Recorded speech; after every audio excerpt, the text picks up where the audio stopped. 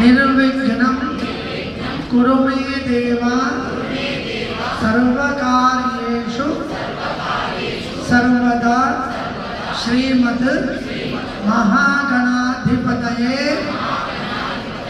నమః.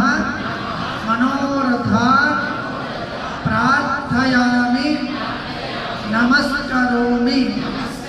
అందరూ కూడా మీరు పూజించినటువంటి గణపతిని ప్రీ అప్లికేషన్తో గాడ్ అన్నట్టుగా భగవంతునికి మనం సంకల్పం చేసుకొని ఇవాళ మంత్రాభిషేకం చేయబోతున్నామని ప్రార్థన చేసుకున్నాం. భగవంతునికి చేసుకొని తదుపరి కలశ పూజ, మహాగణపతి పూజ ఇప్పటి వరకు విశేషంగా ఆరాధించుకొని గణపతిని ప్రార్థించుకున్నాం.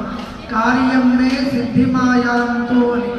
మహాగణపతికి ఇద్దరు భార్యలు అని మనం వింటూ ఉంటాం. సిద్ధి బుద్ధి అని అంటూ ఉంటారు.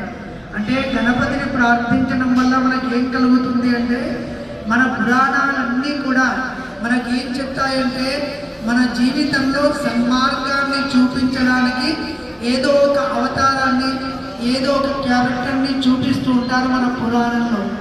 ఉదాహరణకి గణపతికి సిద్ధి బుద్ధి అని భార్యలోని మన పురాణాలు చెప్తుంటాయి.